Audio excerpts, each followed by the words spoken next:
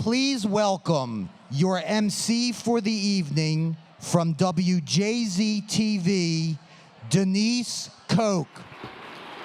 Thank you and good evening. And welcome to UMB's 22nd Annual Founders Week Gala. It is my honor to be here with you this evening. And we are joined tonight by several students of this great university, as well as its leadership, its faculty and staff who have UMB's mission and values in their hearts each and every day. We welcome you. We also have with us tonight some elected officials who are deeply committed to the people that UMB serves. Senator Bill Ferguson is here. Delegate Antonio Hayes. And Delegate Brooke Learman. Welcome to you. We are also joined tonight by James Brady, Gary Atman, and Louis Pope of the USM Board of Regents, as well as USM Chancellor Robert Corrett. And we have several trustees of the UMB Foundation Board, and we thank you for your indispensable leadership and guidance. To all of the university's donors, we are so grateful for your support of UMB's students and scholarship and service. Thank you. And to tonight's sponsors, of course, who you see in your program listed. We would not be here without you. Literally, that is the truth. I want to specifically acknowledge Whiting Turner, serving as the Gala's Platinum sponsor. Thank you, Whiting Turner. As well as Wexford Ventus and the University of Maryland Medical System, serving as our gold sponsors. Thank you to you as well. And to the leaders of these generous partner institutions, Tim Regan, Jim Behrens, and Bob Krensick, thank you, thank you, thank you for your sponsorship. When I was asked several months ago if I would join you this evening, I was flattered, I was honored, and happy to do so, because I know the reputation of UMB as someone who lives in this community. I believe in its purpose, I believe in its people, and its work. I know it is a powerful force for good here in Baltimore and around the world. And then in the months since accepting this, I had a wonderful experience. I have gotten to know the university a little bit better personally. I've gotten to know your leaders and the people you serve, and I'm even more excited to be here. My journey to this stage, I guess you could say, began when I was moderating a panel for the United Way. It was an event earlier this year, and Dr. Perman was one of the panelists.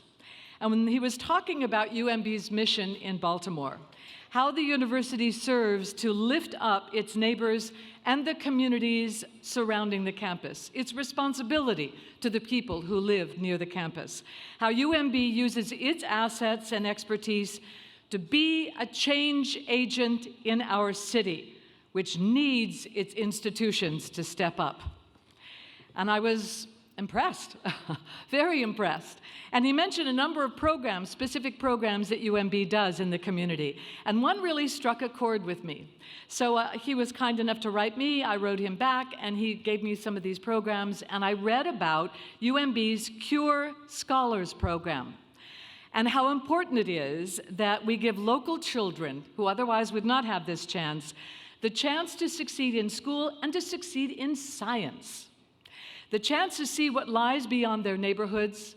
One of the young people said to me that in Baltimore, you live in a 7-block radius your whole life and you never leave. Well, these kids have burst beyond that 7-block radius. And to write a future that maybe they never hadn't even dreamed of before. And then this summer, I took a camera and I went down and I spent a day with these kids. We dropped in on them as they were doing an experiment extracting DNA from fruit. Imagine this, middle school kids extracting DNA from fruit. They were so excited to show me what they were doing and to tell me what they wanted to be when they graduated from college. One of the young women I interviewed, and she said this on camera, I said, "What do you want to do?" She said, "I want to be an anesthesiologist." I said, "Did you always want to be one?" She said, "No, I didn't know it existed." I said, "Well, what did you used to want to be?" She said, "I used to want to be in mixed martial arts." And now she wants to be an anesthesiologist because of the Cure Scholars Program. And the thing is, I know that UMB's mission is even much larger than helping Baltimore's children. I know that you provide care and counsel to people around the world. But this is my community, and I'm deeply grateful for what you're doing. I know that your scholarship saves and enriches lives, that it strengthens families and communities, and that it promotes justice and the rule of law. I know that your discoveries can recast our whole understanding of human health and well-being. But most of all, I know that your very kindness and compassion that you show to the children of West Baltimore are the same kindness and compassion that animate everything that you do. So I am thrilled to be here tonight helping you celebrate, and now I'm even more thrilled to introduce to you our incredible leader, the president of the University of Maryland, Baltimore, Dr. Jay Perman.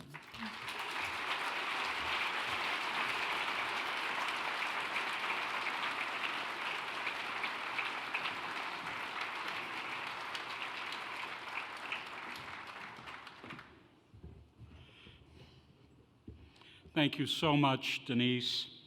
Good evening, everyone. Welcome to UMB's 22nd Annual Founders Week Gala.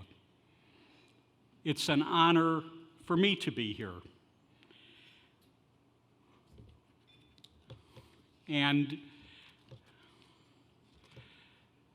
I imagine you're all thrilled to have a bona fide celebrity with us this year. Because let's be honest, those of you who've been here before are also relieved to see considerably less of me. Totally fair. Now, Ms. Koch just spoke so eloquently about how special UMB is, how passionate our people, how vital our work. And that is what this evening is all about. It's about celebrating what UMB means to this state, this nation, and this world. It's about honoring our faculty and staff whose lives are dedicated to solving our biggest challenges of science, justice, social progress. And that's wonderful. It's wonderful that we come together to commemorate our history and recommit ourselves to our living mission. But it's not enough to do it once a year. We have to be loud and proud about UMB every day. We have to tell our story. We have to show our impact. We have to make sure that everyone whom we can help and everyone who can help us knows exactly who we are, what we stand for, and why we matter. Tonight, ladies and gentlemen, we kick off our Catalyst campaign to secure this university's future. We chose Catalyst as the name because a catalyst is an agent of change. A catalyst provokes and incites. A catalyst speeds progress. This is a multi-year, university-wide fundraising campaign with an audacious goal of $750 million. That money is essential to what we do. It is essential to getting the most talented, most dynamic students on this campus, regardless of their ability to pay. It's essential to recruiting renowned faculty who can elevate our prominence, and to developing our early and mid-career investigators so that their scholarship, too, can achieve international meaning and influence. Catalyst will fund new laboratories so that we can enlarge a research enterprise that already saves countless lives around the world. It will enable UMB's change makers to innovate how we teach and learn, how we can make a difference in the communities that Denise spoke about, those communities that need us now more than ever. We have a short video that shares the aims and ambitions of our Catalyst campaign. Let's roll it.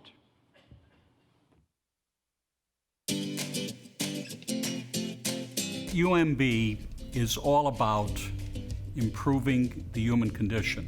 University of Maryland, Baltimore is a place where researchers and policymakers come together to not only identify social and health problems, but to come up with working solutions. UMB really makes contributions at all levels. We love to do outreach and really show the passion that we have for science. The Community Engagement Center was opened to form deeper relationships with our neighbors west of MLK and the UMB campus community. When I'm walking to work, I'm walking with not just neighbors, but new employees from my neighborhood who we were able to connect to jobs. We also work with the community to really figure out where they can lead. The community now has taken ownership of the programs, and they're actually running the programs, and we're fading to the background. We have all kinds of precedents already for working together. If we have the resources to take it up to the next level, we will leverage each other even more. The reason I agreed to be in this board is that I have a great deal of admiration for this particular campus because it covers so many diverse activities. It's a case where the whole is greater than the parts. Working collaboratively across schools enables us to be able to bring multiple methods to bear to try to solve a single problem. The Catalyst campaign has the potential to further the opportunities of these students so that their skills and their knowledge can go help society at large. The Catalyst campaign will carry the rich legacy of this campus because it is an investment in our most valuable resource, which is people. Why the Catalyst campaign? The Catalyst campaign is going to be a difference maker for the university and for the city of Baltimore. The current Catalyst campaign can be very beneficial to pretty much everybody on campus. The need for funds to do basic research is immense right now due to the fact that there are fleeting funds coming from standard sources like the government or industry. A catalyst is an agent of change. That's what UMB wants to be. If not us, who? If not now, when?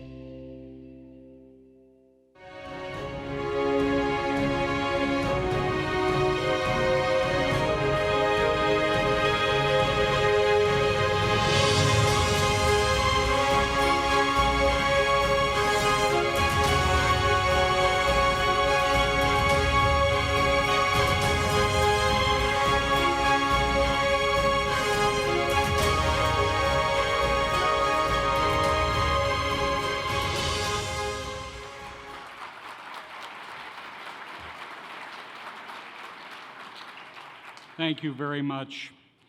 I want to bring out on stage my partners in the Catalyst campaign. Dean Richard Barth, School of Social Work.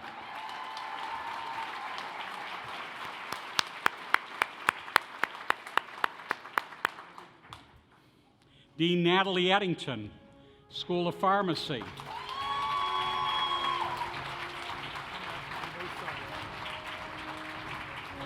Dean Bruce Gerald, Graduate School.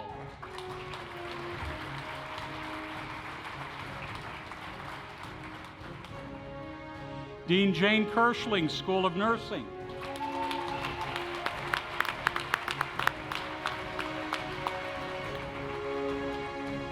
Dean Mark Reynolds, School of Dentistry.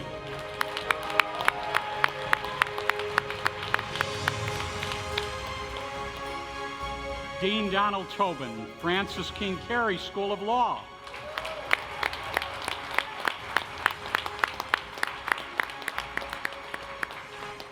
And representing the School of Medicine tonight for Dean E. Albert Reese, Dr. Kurt Siven. Thank you.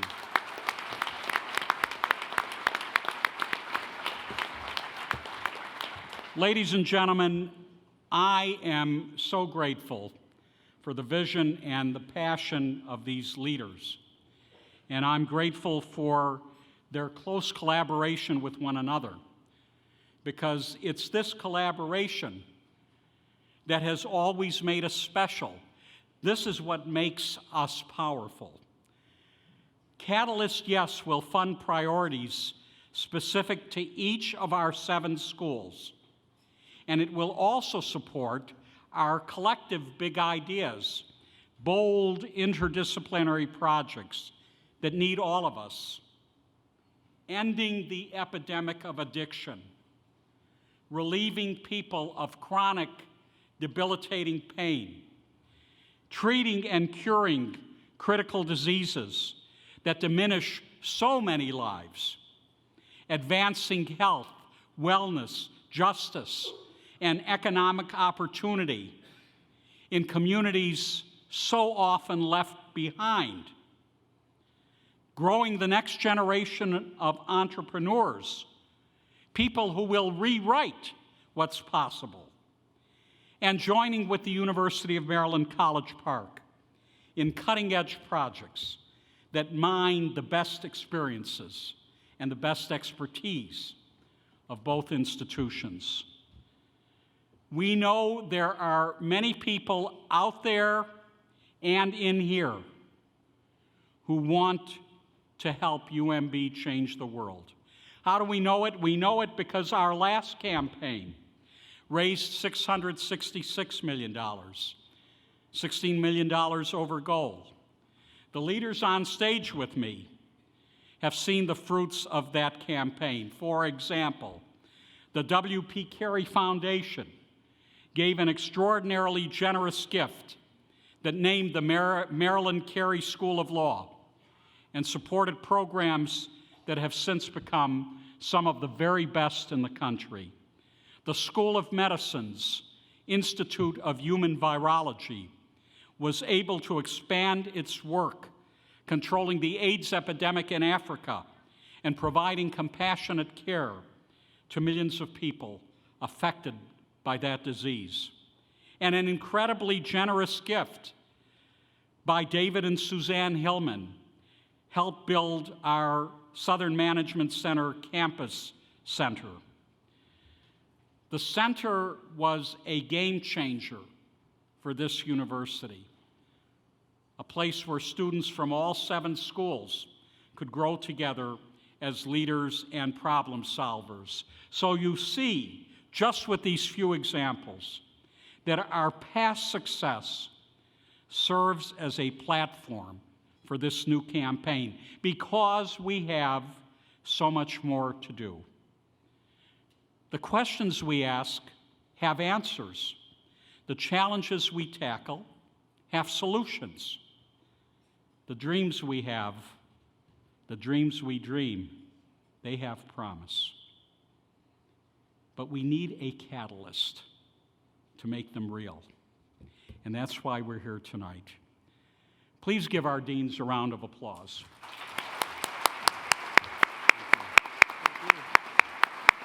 Thank you.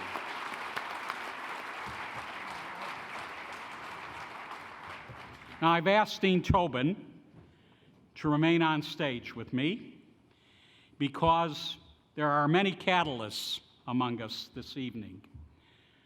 But there are 2 in particular we'd like to honor with this year's UMB Distinguished Service Award. Dean Tobin. Thank you, Dr. Perman. Friends, it is my honor to present Henry and Nancy Hopkins with the UMB Distinguished Service Award. Henry is a 1968 graduate and devoted member of the Board of Visitors. Along with Nancy, they have been strong supporters of the law school. But what makes them really special is not just their financial support, but their efforts to encourage and inspire others to be a catalyst. When I first came to Maryland Carey Law, Henry provided me with guidance and leadership about how we could improve our fundraising operations. He loves the school and he wants us to succeed. The Hopkins family have been generous, including the endowed Samuel and Ann Hopkins Scholarship. Henry, along with his brothers Frederick and Robert and Samuel, honored their parents by creating one of only 2 full tuition scholarships at Maryland Carey Law. There are now several Hopkins scholars matriculating or making their mark on the world, and 2 are here with us tonight. The Hopkins family deserves several accolades for their many philanthropic contributions to Baltimore. However, this award is about more than Henry and Nancy's shared commitment to philanthropy. Growing on their commitment to scholarship, they agreed to match the donations of recent scholarship recipients, further encouraging a new generation of donors. Tonight, we honor those that also lead and encourage others to give back. Henry and Nancy, will you please stand?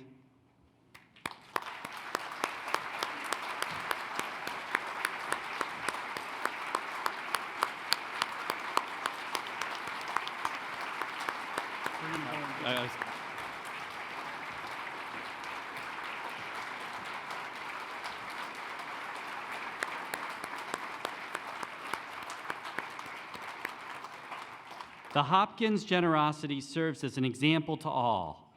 We would not be the law school we are today without you.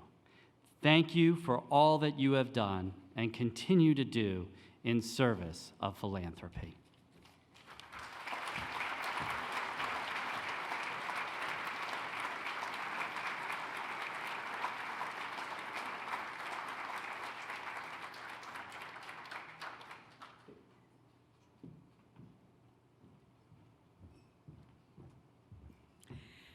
And now it is my pleasure to introduce the co-chairs of the UMB Catalyst Campaign, Dr. Ellen Yankelo and Mr. Brian Gibbons, accompanied by the university's Chief Philanthropy Officer, Mr. Tom Sullivan.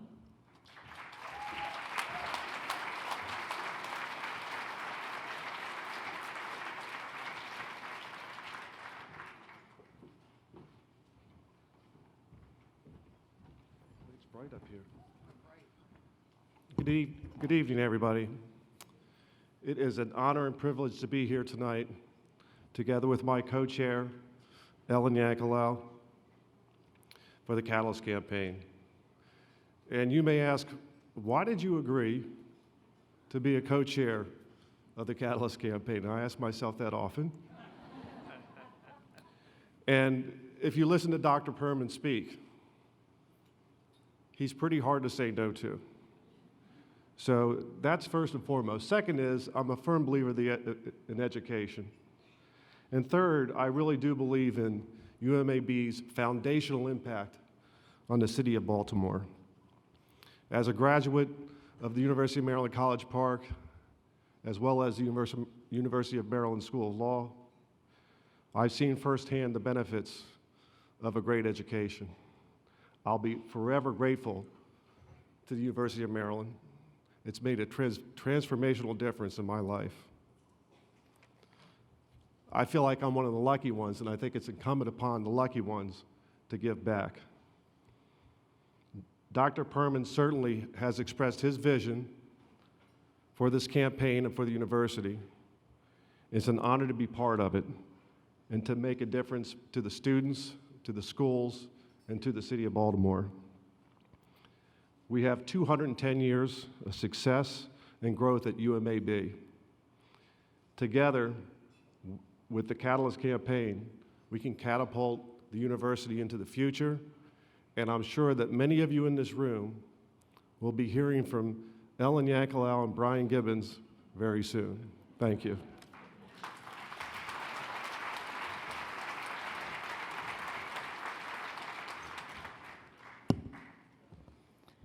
Well, good evening, everyone. It's also my honor and privilege to be asked to work alongside Brian Gibbons to serve UMB and its president, Dr. J. Perman, as leaders for this momentous Catalyst campaign. As Brian mentioned, I am hoping that Brian will do most of the heavy lifting. I am a proud graduate of the University of Maryland School of Pharmacy, twice, and my UMB experience has given notable impetus to my life and to my career. I most definitely learned, grew, and was inspired by the people, programs, and excellence that characterize the university and continues to do so. I strongly believe that those of us who are products and advocates for this remarkable institution have an obligation to pay it forward the good fortune that we have earned and benefited from. We can do this by ensuring that UMB has the resources that will be critical to its efforts to educate and motivate those many bright young people who are or who will be following in our footsteps and who will also impact the greater community. The campaign initiative is crucial to UMB's long-term success in achieving its ambitious objectives and fulfilling the mission to improve the human condition. I humbly ask and enthusiastically invite you to join Brian and me, along with many other committed cabinet members, alumni, and friends, in participating as generously as possible in this Catalyst campaign. In doing so, you will help write another exceptional chapter in the distinguished history of this unbelievable institution. Thank you.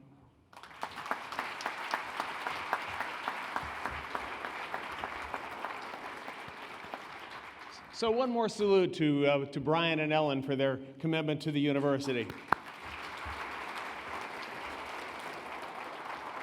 I would also like to acknowledge, as Ellen mentioned, the cabinet, many of whom are here tonight. And I can't see you out there, but I know many of you are here. And I'd just like to ask the campaign cabinet members who are here to stand and be recognized. Thank you. Come on, stand up, guys.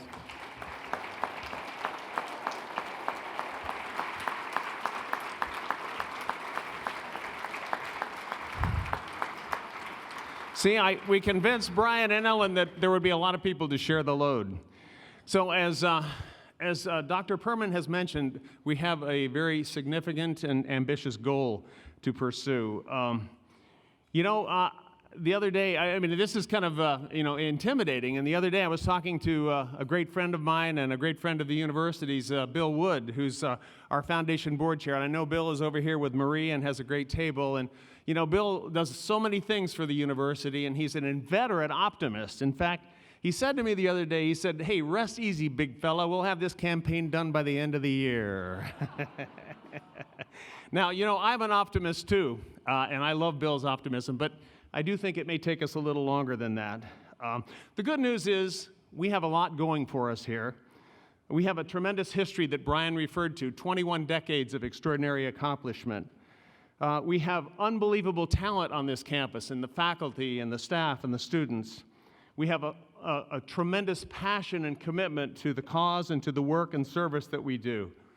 We have wonderful leadership in Dr. Perman and the deans and the faculty leaders and the staff leaders and even the student leaders. But mostly, we have an opportunity. We have an extraordinary opportunity. It is a key question that I think we need to ask ourselves on a regular basis is, what do we want UMB to become? The answer to that question will involve significant resources to help us achieve our mission. And that is what this campaign is all about. We are fortunate to be able to move forward under the leadership of our president and our great board of directors to achieve all that this university hopes to achieve. And it is a privilege for all of us on the philanthropy staff to join with you in committing to ensure the success of this campaign going forward. So make no mistake, the large number you see, $750 million, is intimidating, is challenging, and some might even say daunting. But it is not about the money. As we have said before, and as has been said by a number of people tonight, it is really about what we want our university to become. So we invite you, as Ellen has done so generously and graciously, to be part of something that will be extraordinary in the history of this university. The payoff will definitely be exponential, and we thank you for being here tonight to celebrate the greatness of the university, but also the greatness of the possibilities that lie before us. So with that said, enjoy the rest of the evening. Thank you.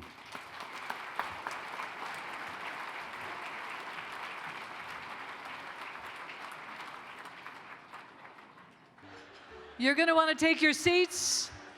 You're going to want to focus your attention up here because you're going to have to get ready to laugh. Not me. I know no jokes.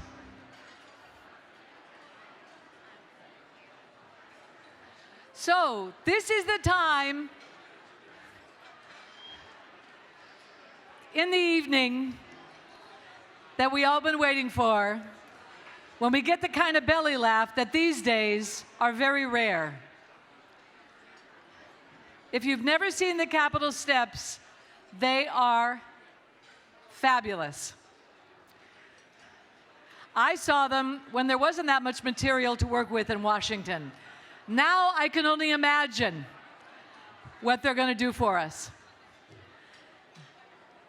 I'm going to read what they wrote for me to say. Good evening and welcome. Tonight we are going to hear from the Capitol steps, the group that put the mock in democracy. No one is allowed to get offended in the audience this evening. Not allowed.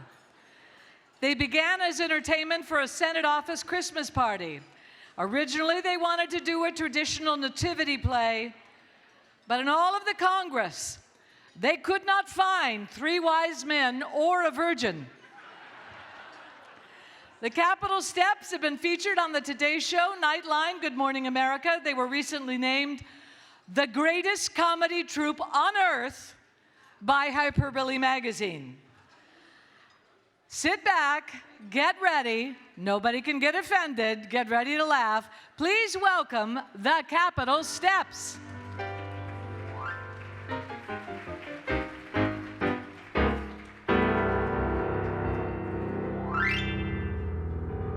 Hello everyone, I am First Lady Melania Trump, and these are my secret servants. Now, a lot of people have been wondering why I fell for the Donald. Well, you will be surprised to know it was not the money. When someone like me marries someone like he, some people wonder why I was wowed. It was not the amounts in his huge bank accounts, though they certainly were well endowed. He's got something just right when he turns out the light. That's when the Donald shows me his charms, because my heart sings at the small things at the end of his arms. I want a man with a small hand. I don't want someone else to be my spouse. Don't want some guy whose arms are toting some hams, like those huge hands you see on Mickey Mouse.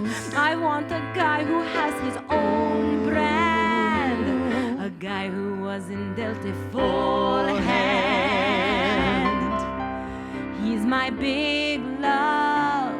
Big love. Wearing kids' gloves. Let's run this country with a small hand. And yes, the country's got a big wig. And you should know that he could not start a war, because that nuclear button's too big. And when you're with a guy with small hands, it makes it look like you've got big cans.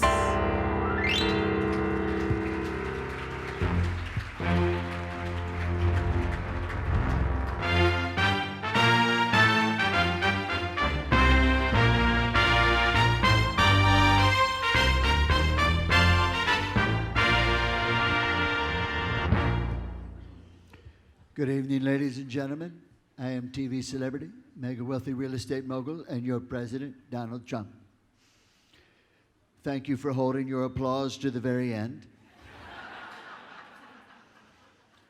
Now, I'm sure many people recently saw my speech to the UN. It was fantastic. It was probably the greatest fantastic speech ever given to the UN. I mean, and there were at least 1 million people there. It was amazing. I mean, there were nations there that I've never even heard of. But it was great. I gave a fantastic speech. Then from there, I went to Puerto Rico, of course. Not many people know Puerto Rico is an island. It's also surrounded by water. So I brought them paper towels. Problem solved.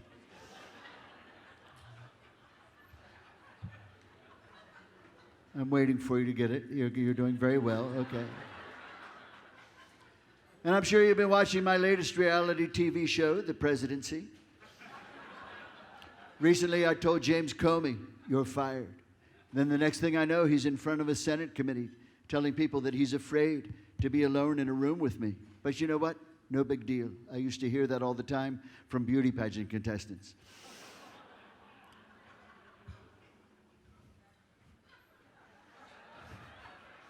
Nobody gets offended tonight, remember. Now, also, let's see, what else has been going on? Of course, I've been doing a lot since I got into the White House. Healthcare has been one of my top priorities, but it's turned out to be a very tricky issue.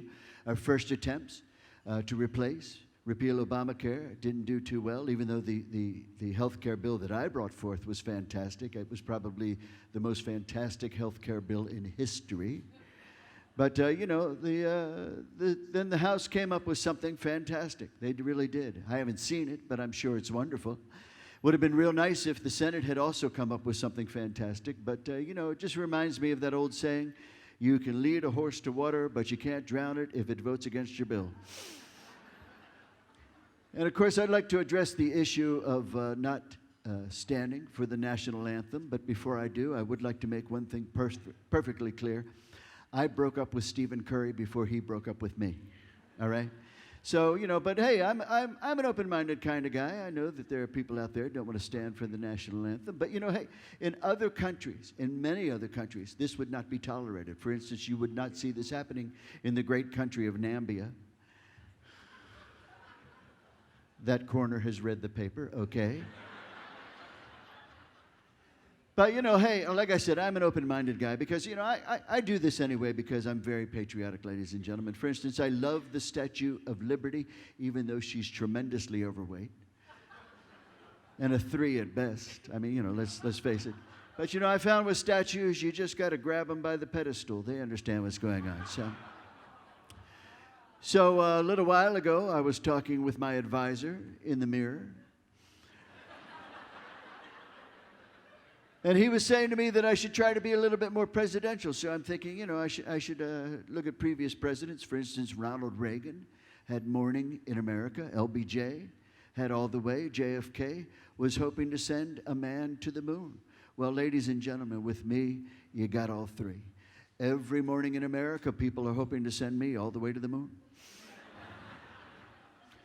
A while ago, I was talking with my African American, and he was saying to No, I was, and I want to tell you right now, my African American is fantastic. He's the best. He really is. He was saying that I should apologize for some of the things that I said during the election, but you know, I'm going to tell you right now, I never apologize. I don't even know how to apologize. I mean, if I knew how to apologize, I wouldn't be paying so much alimony. But that's neither here nor there, really. I mean, you know, let's forget about that and bring the focus back to me for a moment. Now, I'm going to have to be spending time in Washington, apparently. And on that note, I have many other things that I want to get done. For instance, I want to take down the White House. And I want to build a beautiful, luxurious, fantastic 36-story, 5-star, Zagat-rated Trump White House. It's going to be fantastic, ladies and gentlemen. It really is. We're going to have chandeliers in all the bathrooms, diamond-encrusted toilet seats, bidets that shoot champagne up your Putin. I mean, you know, really classy. And I know what you're thinking to yourselves. You're saying, who's going to pay for this? Who's going to pay for this? The taxpayers? No, the Mexicans are going to pay for this, ladies and gentlemen. That's who's going to pay for it. But in the meantime, well, the White House is kind of a dump. It takes my class to appeal to Donald Trump. People all say I'm insane, 'cause when the work week ends, I hop on a plane. But now it's bugging you, say it's not right. But no one tells Trump where he sleeps at night. When in D.C. I start to dread, 'cause I am dreaming of a place I'd rather be instead. Wake me up in Mar-a-Lago, though it costs too much, I just say YOLO. Break it up with Mar-a-Lago, don't wanna listen to folks asking why. Shake it up with Mar-a-Lago, costs more money than the GAO knows. Wake me up in Mar-a-Lago, you're financing each flight. On weekends I say bye. Yeah, yeah, yeah. Oh, hello, sweetheart. You coming back here, huh? Hey. Hello, darling. Hi. You got anything else you wanted to say to the audience tonight? Yes, I do. Oh, okay. Go ahead. An original speech that I wrote about growing up a poor black child in Chicago. 77 years ago, I had a dream that Mary had a little lamb who asked not what she could do for her Thank country. you, sweetheart. That's wonderful. That was a beautiful speech. Thank you for Thank doing you that. for voting for my husband, Barack Trump.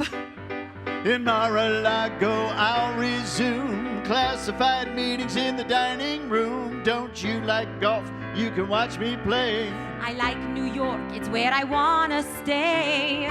Don't wake me up before you go. I've got a travel ban on Mar-a-Lago. Wake me up in Mar-a-Lago. It's the winter White House for this guy. Wake me up.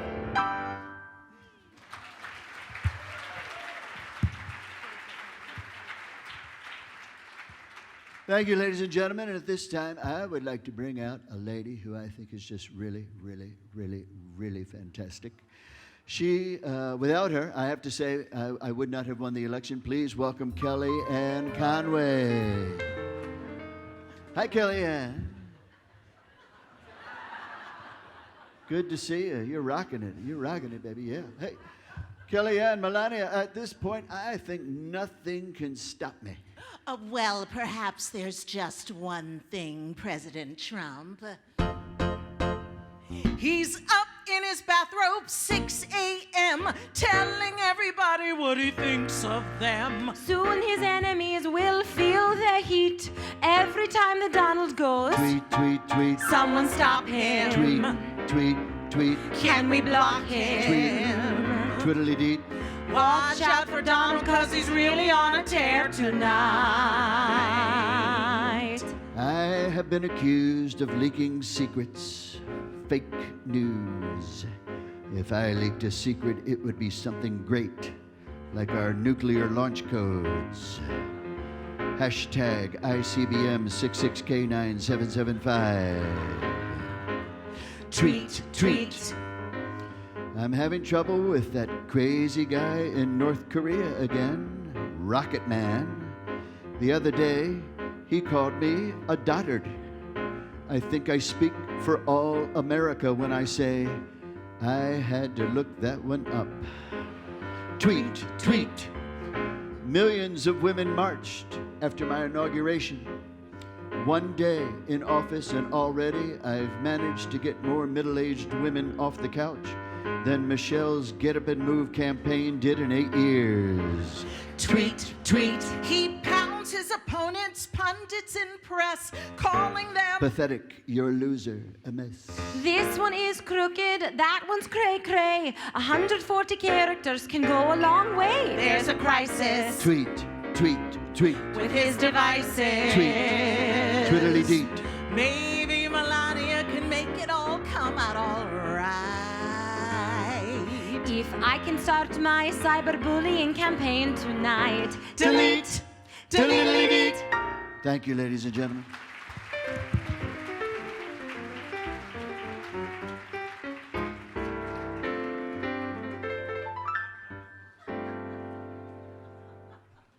Bernie Sanders here. How are you doing?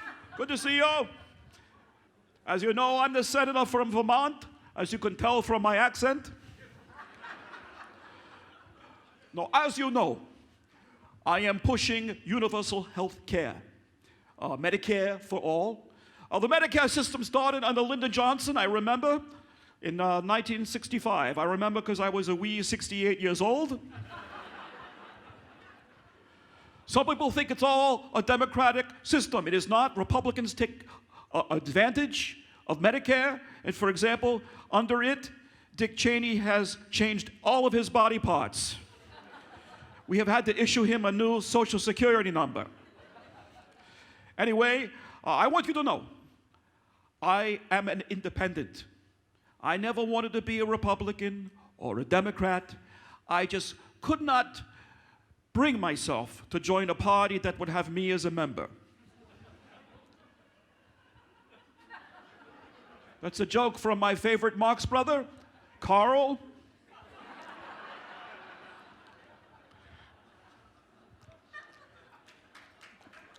Thank you. Thank you. Anyway, listen, I'm sick and tired of people saying it's a lefty thing. I'm also sick and tired of the fact that my VCR has been blinking at 12 o'clock for the past 20 years. This is my big program when I run in 2020. Swing it, baby. All for free. If you just vote for me, there's no fee for college tuition.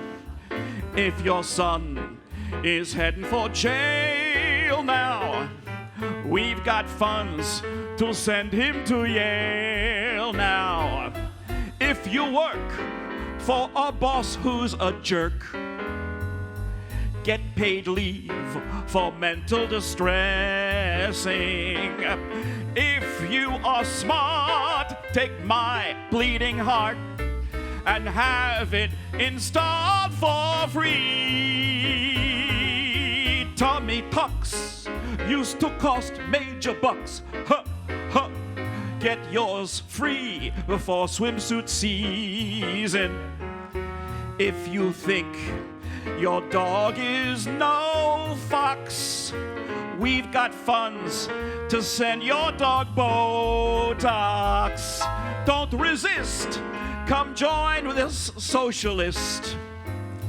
If I run, what Veep should I run with? For diversity, a rich minority. I just heard that OJ's free. He's got convictions. He's my man, Jack.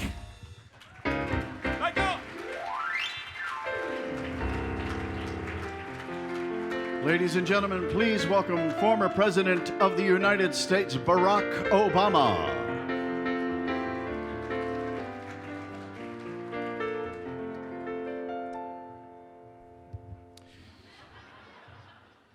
Hello, I'm Barack Obama, and I'm here tonight to speak directly to you, the American people. Thank you. Now first,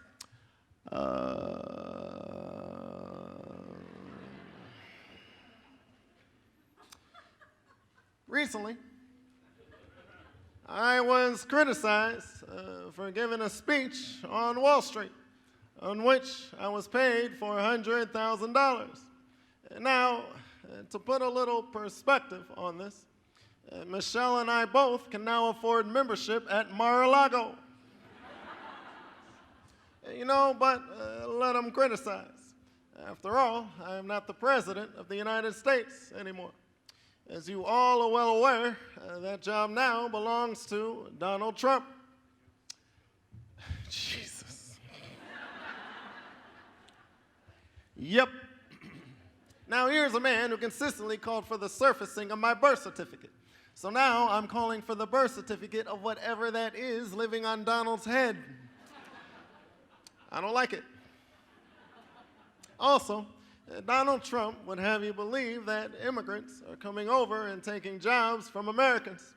Now, I never believed this to be true until Michelle lost her job to Melania.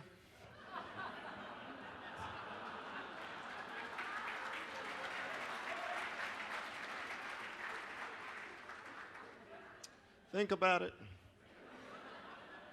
Some people in the GOP consider that this past election gives them a mandate.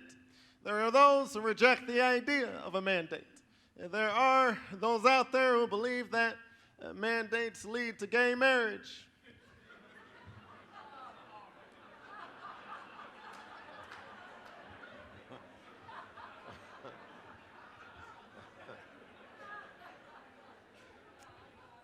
Good for you.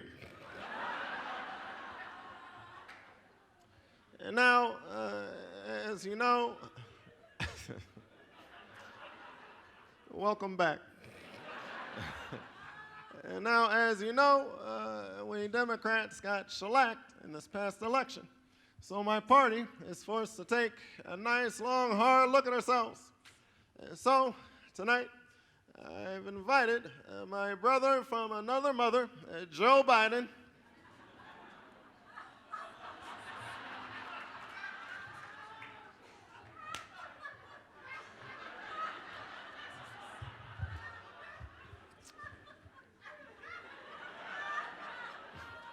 And also, we have none other than Nancy Pelosi.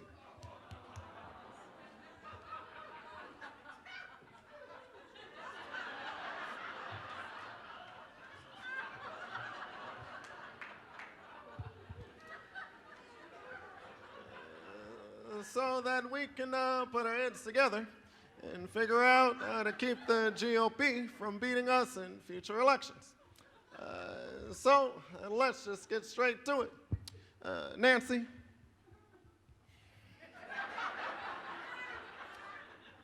Joe.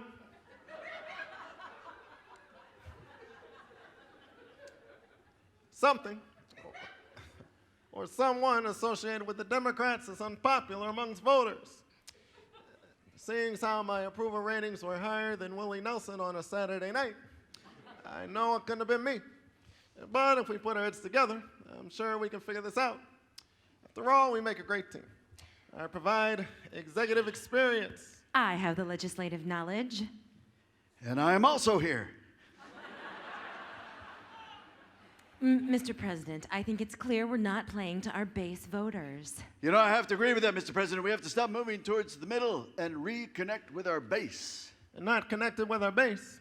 I can assure you that is not true. Because you know I'm all about that bass, I'm so liberal. We'll energize the base, plead our case, no trouble. I pander to the base with this face so simple. We're all about that bass, about that bass. Yeah, it's pretty clear. We all went down in flames. But I can't take it when folks say I'm to blame. 'Cause I brought that doom gloom to all the blue states. Oh, how we stunk in all the big races. I know that voter trend, we're gonna make it stop. Attack that 1% till we are back on top. If you are poor and needy, we'll lift you up and redistribute you as well, soon to the bottom from the top. Now Obama, he told us they never could win with Trump. Shoo-wop-wop-shoo-wop-wop. Now we're led by the elephants, so we just stare at their rumps. That booty, that booty. Hey, we'll legalize pot, tell illegals to come along. Shoo-wop-wop-shoo-wop-wop. I don't care what you guys do, my legacy still is strong. Because you know I'm all about that bass, don't panic. We're all about that bass, who embrace organics. Hey, we're all about that bass as we chase Hispanics. We all gotta save face with our bass.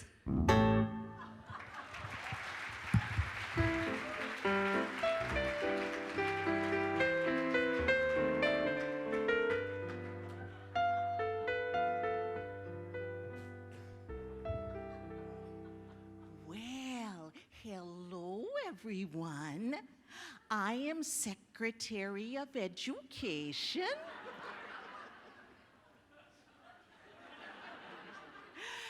Betsy DeVos.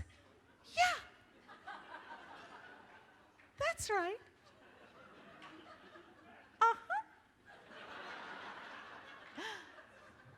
Now, as you may know, I was confirmed after a tie vote was broken by Mike Pence, the assistant president. Now, I know there are many education experts who are saying that I am completely unqualified for this job. But those same experts are the ones responsible for U.S. test scores in math and science, ranking us 25th out of 36 nations. And I think we can do a lot better than just barely getting into the top half.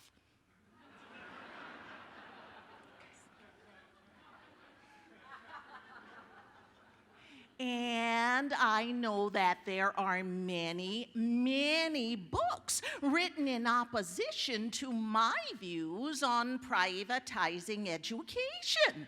Of course, I have not actually seen any of those opinions because they're in books.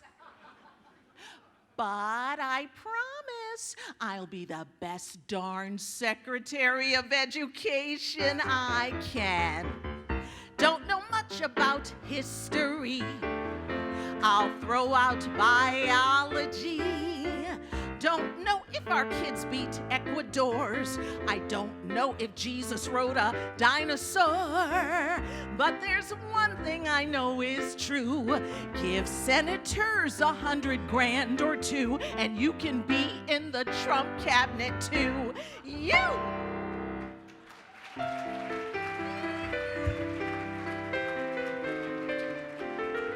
And now, ladies and gentlemen, please welcome Hillary Rodham Clinton.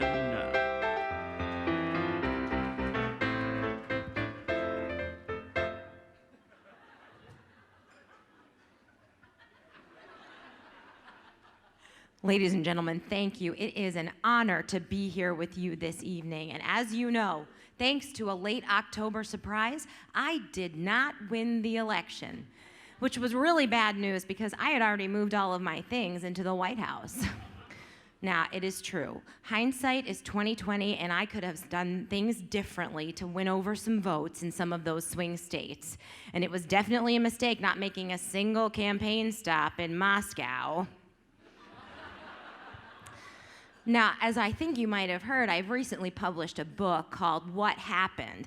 And since I'll be selling signed copies for $2,500, I finally do have a reason to go to Michigan and Wisconsin. Now, since the book has come out, a lot of people have been asking me, do I still blame Bernie for my loss this past fall? And I will tell you, yes, I do. And people ask me why, and I say, the answer is simple. I do not own a mirror.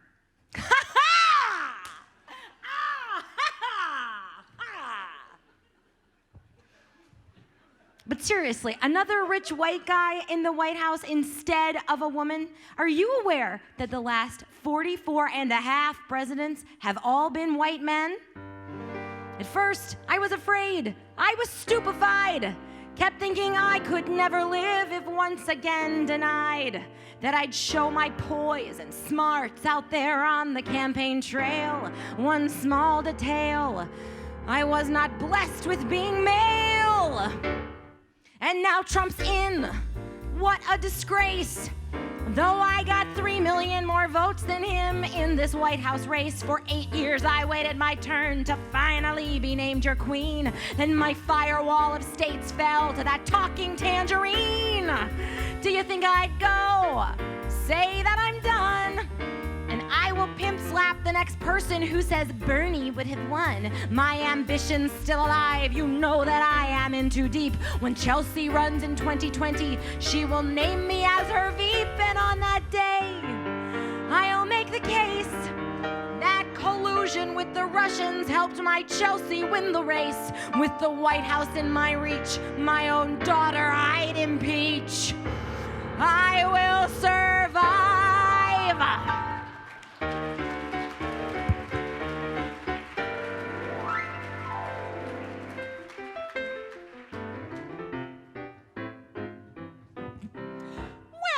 everyone. I'm Missouri Senator Claire McCaskill.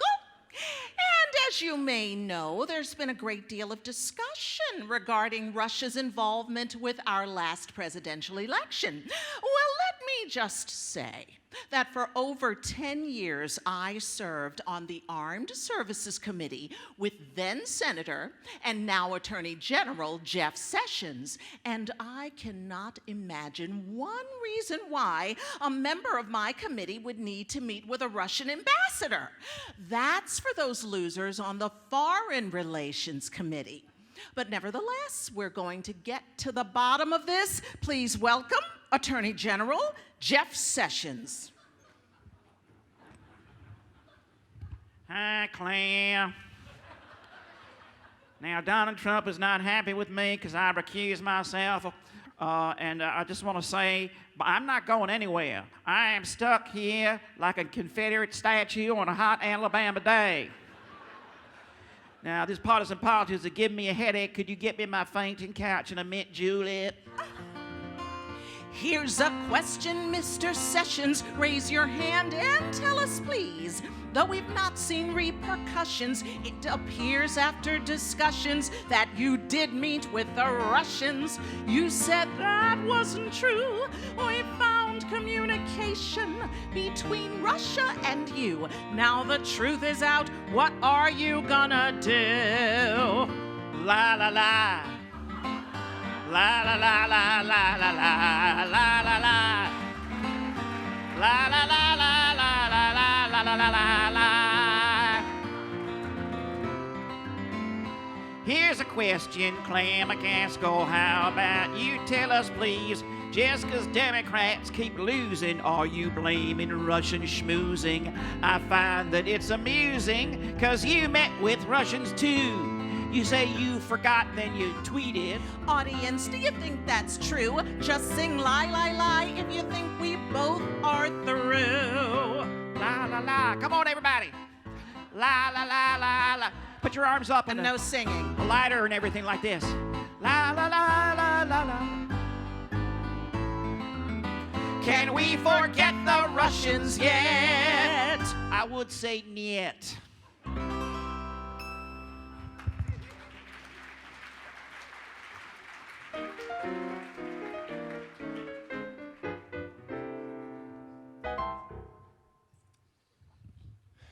Now, as you know, the Supreme Court is in a new session.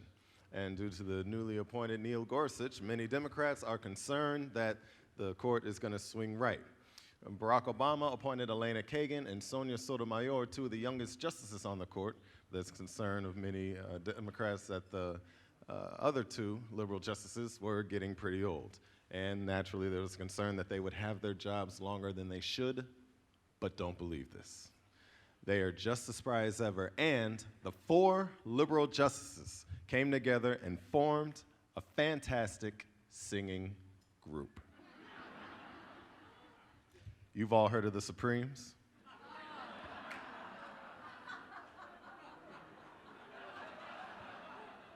This ain't them. Put your hands together for the vocal signs of Elena Kagan, Sonia Sotomayor, Breyer, and Ginsburg.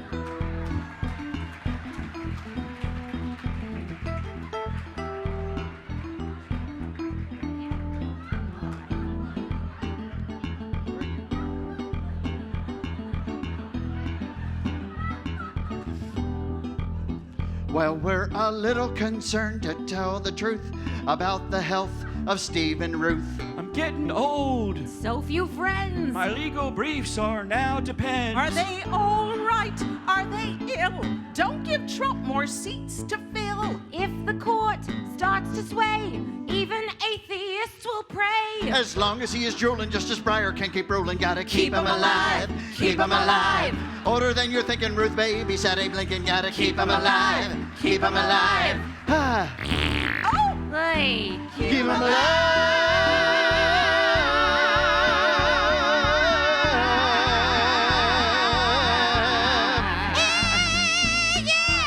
Hey, Ruth, come here. Guess what? I got myself a brand new hearing aid. Oh, really? What kind is it? 8 o'clock. Well, you could say she's a youthful 83, but Ruth has bras as old as me. Is Briar older than he seems? His pacemaker runs on steam. Well, I'm all right. I'm doing great with my grapefruit-sized prostate. As for me, I feel fine after 2 bottles of wine. Conservatives will fight him, but the thing they'll do despite him is they're staying alive, staying alive. They're moving like a tortoise, but it could be rigor mortis because they're staying alive, staying alive. Achoo! I think I broke my habeas corpus.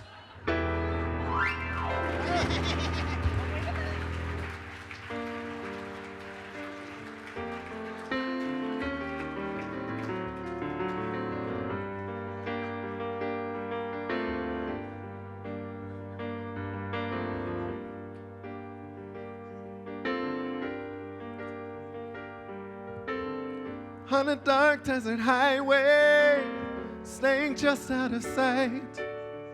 Just like White House crashers, I don't have an invite.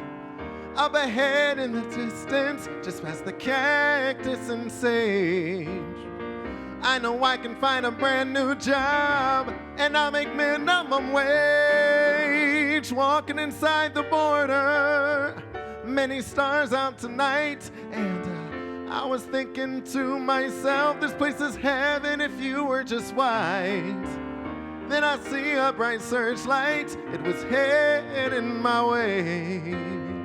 I was spotted by a border guard, and then I heard him say, Welcome to the state of Arizona.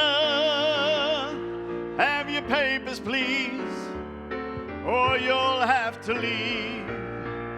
There isn't much room in the state of Arizona if you're darker than George Hamilton. So would you stop Obama? Say his race isn't pure. Last week I stopped someone named Sonia Sotomayor. Let me check my pockets, I belong here, of course.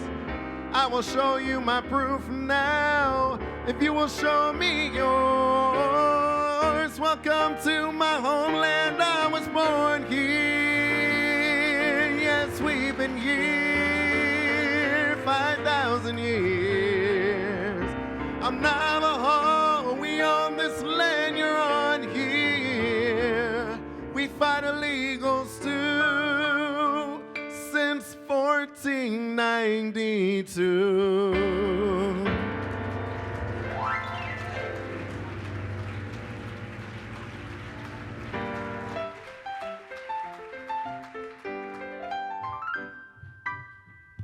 Hello, everyone. I'm Senator Elizabeth Warren.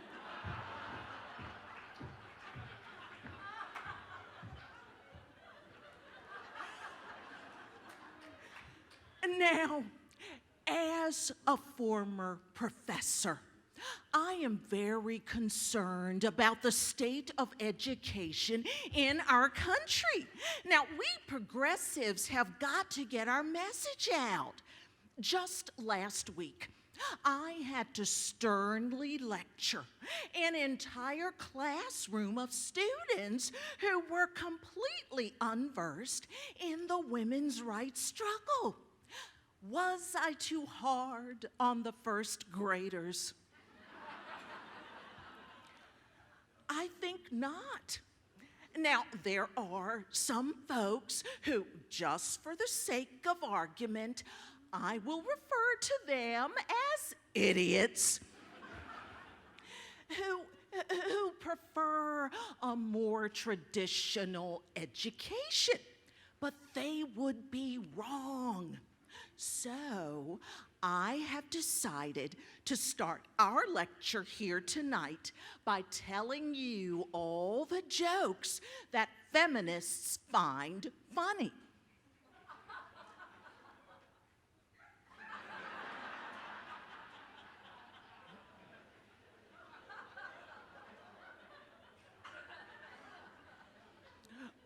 Would you like to hear them again? Now, I would like to read to you from my new book, Angry Progressive Nursery Rhymes. And now, we do not call them Mother Goose. We call them Unappreciated Primary Caregiver. Goose. And now, you laugh, but this is how I got tenure. Here we go. Georgie, Porgy, pudding and pie, he kissed a girl, and not too shyly. But he didn't fear. He knew in a year he'd be hired as the next Bill O'Reilly.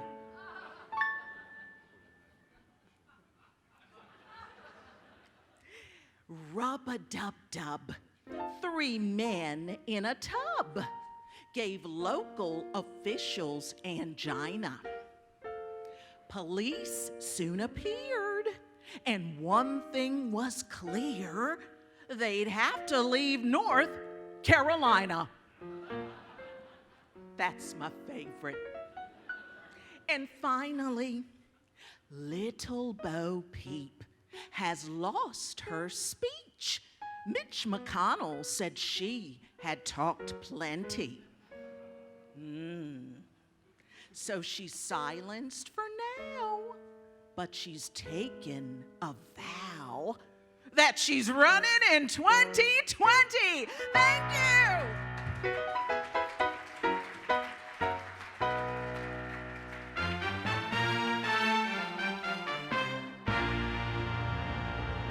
Hello again, ladies and gentlemen. As you know, that crazy man in North Korea, Rocket Man, has been giving me trouble again. But I just want to come out here to let you know that I have been getting daily global briefings. Nobody gets briefings better than me. And who better to give them to me than the man who recently pledged his loyalty to me by not quitting. Ladies and gentlemen, please welcome Secretary of State Rex Tillerson.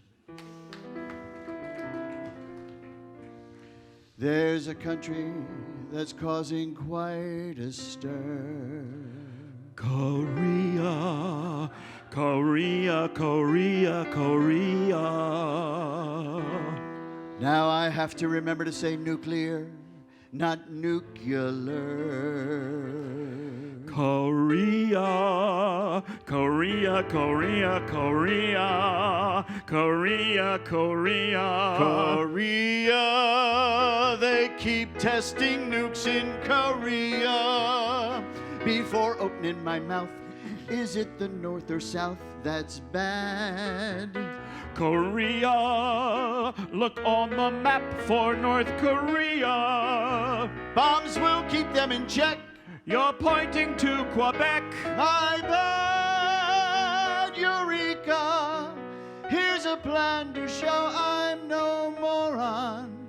Get Chipotle to open a store on Korea. They'll suffer from huge diarrhea.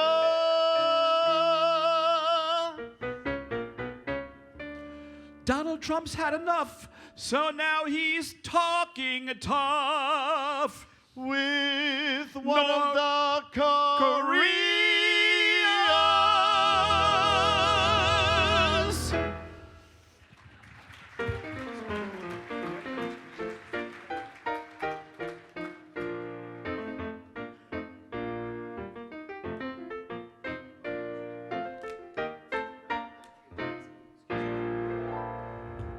Thank God for the stagehands reminding me to stay out here. All right, ladies and gentlemen, as you know, as I said before, our first attempts to replace Obamacare didn't come out too well. And I don't think the American public, though, realizes all the hard problems that we face every day, all the little things that we have to come up with. And so, in regards to the healthcare system that we're trying to create right now, I have decided to hire a couple of professional doctors to come out here tonight and explain it to you so you'll understand perfectly. And I know that these people are very, very professional, very, very good doctors because they got their degrees from Trump University.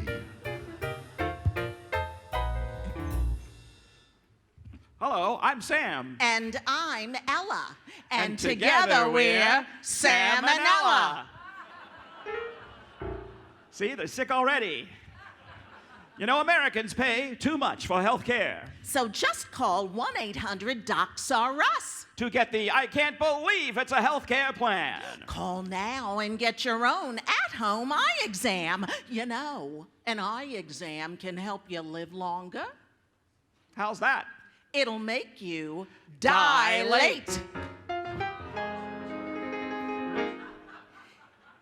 If you should try to find a doc in the directory and you lack a health care card, call our new home docking network. Dial direct to me. Appendectomy's not hard. You can suture yourself at home.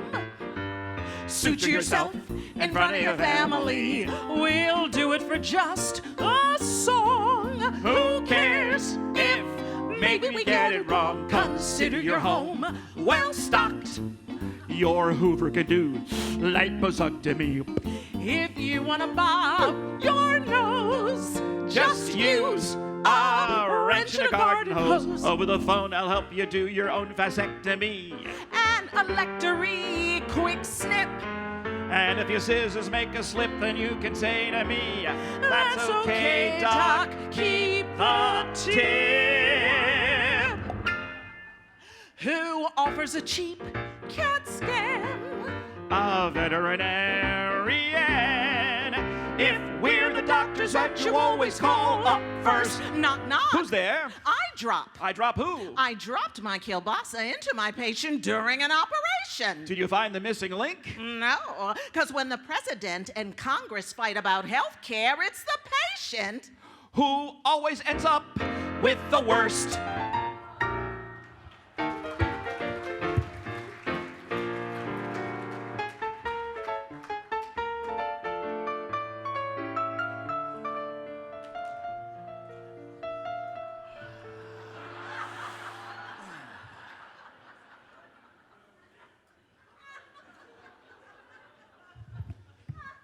That is enough torture for you, yes. Здравствуйте. I am Russian President Vladimir Putin, and I am here to welcome myself. Now, I'm sure you have all heard the recent stories that the Russian hackers have been planting fake news stories, eh? Well, yes, some of them are garbage, but many of them are true. And I know this for a fact because Mr. Trump has been CCing me during all of his secret intelligence briefings. Also, I have recently been big pain in tuchus. I found this out myself as I was traveling to other Eastern European countries. I had to go through customs. Customs agent asks me my name. I say, Vladimir Putin. He says, country of origin. I say, Russia. He says, occupation. I say, no, just visiting.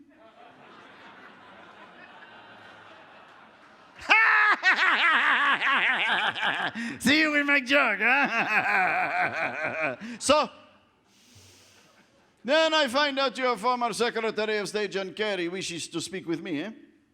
Well, I would have gone to meet him myself, but I was not able to make it because I got snowed in.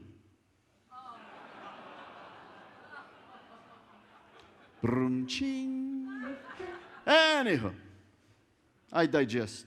Now, I understand the U.S. people like song and dance, yes. So, I would like to now perform for you an old Russian folk tune written by me, Vladimir Putin.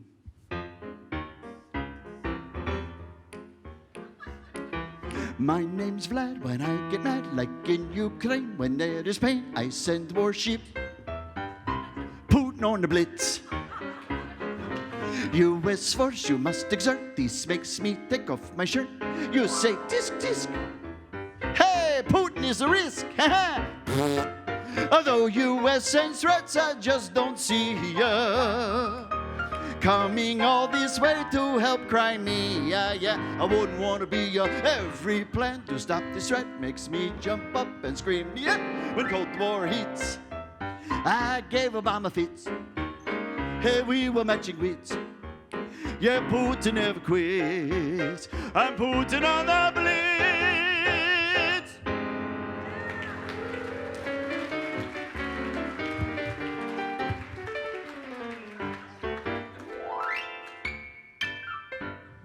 Well, ladies and gentlemen, for over 30 years now, the Capitol steps have been poking fun at big scandals and stupid politicians. We've had some highs and we've had some lows, and what could be better?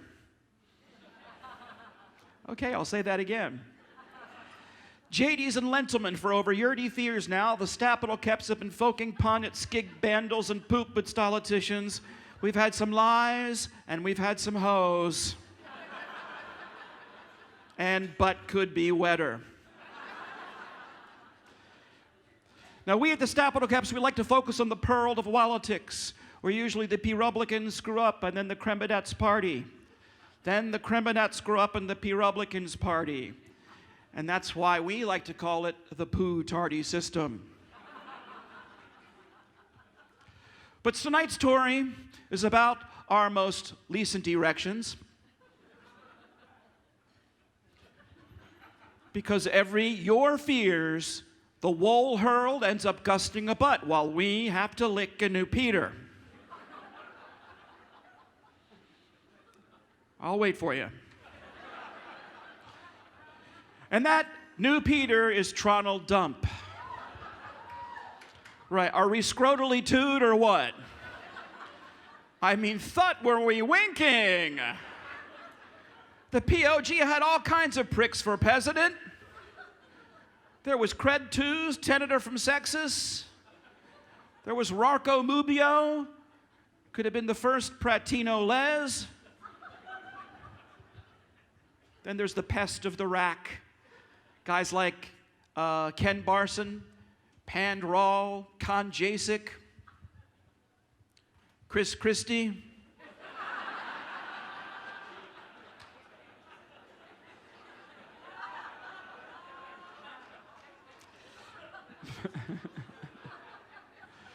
But no, Trump was the Peter. And by Peter, I don't mean Anthony Weiner. That's right, his slut's gonna be in the Bammer pretty soon, isn't it? Anyway, Trump wanted to make America mate again. He said he would tut taxes. He was jetting gobs, even though we knew he was blowing boke out of his smut. So his prig problem on the trampan kale was Tronald Dump. I mean, he could not stop yapping his gips long enough to wet out of his own gay. On the Kremlin side, there was Hillary Hinton, Cerny Banders. The Banders is a laming flibberal. It's kind of a pooky copulist. And, well, Hillary had to wav her hay. I mean, you know, she's had a long and winding load.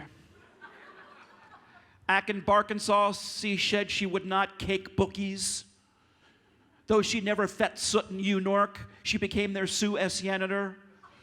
And if she's a Unorker, I'm the Uke of Dork. I mean, she'd never been to Stanky Yadium. Schweffeo farts. Never been to a skyscraper where you could pee into Pennsylvania? And her prig problem on the trampan kale was Hillary Hinton. She could not stop eluding her D-mails on a private pervert. So, and what about Licky Weeks? Did the Hushins rack her?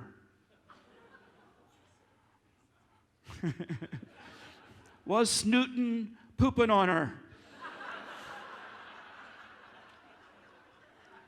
I can't believe I get paid for doing this. But we are in the train of rump. Is he notally tuts? Or just a javerage O who is realthy fitch and says thumb dings? Either way, he needs to twit queeting and put his pone back in his focket. I don't care whether it's the bunt focket or the frack focket.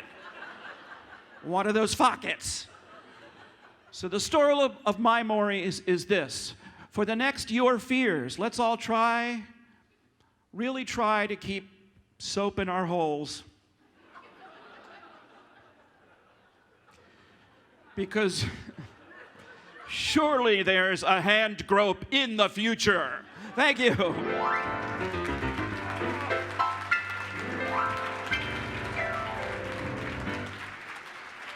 Thank you so much. Well, you guys have been a great audience. I just want to say on behalf of the Capitol Steps, if you enjoyed tonight's show half as much as we enjoyed bringing it to you, then we enjoyed it twice as much as you did. Okay. Also, want to let you know that the Capitol Steps do travel all over the country. We do private shows as well as public shows, and our public show schedule is listed on our website, which is capsteps.com. So if there's any new big scandals, you could just check out the website and see what rhymes with it.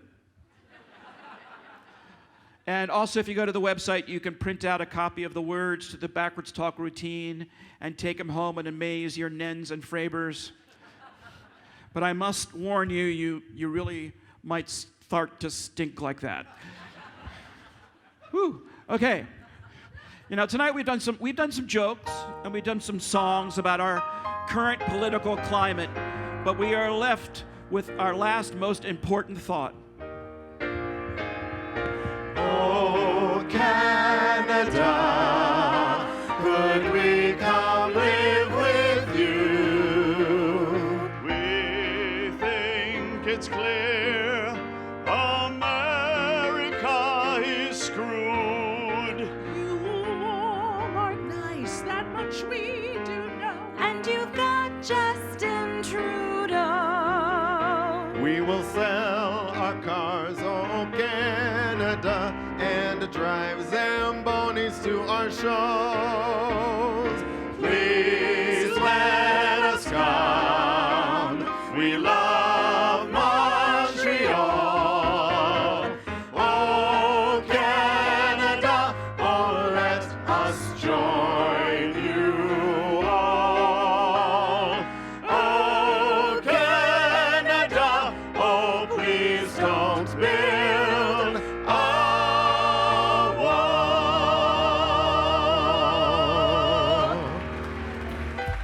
Thank you. Thank you so much. On the keyboards, Mark Irwin.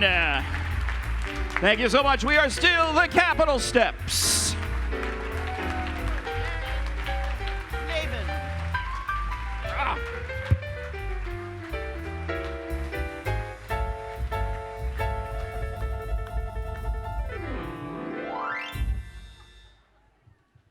No, I cannot do what they do. So instead, on behalf of the University of Maryland, Baltimore, its faculty, its staff, its wonderful students, I want to thank you all for being here, giving witness to the importance that you place in our university, expecting a great deal of us. Thank you for your support, the support you've given, hopefully support that you will bless us with in the future. And with that, I invite you all to a dessert reception in the reception area. Thank you very much.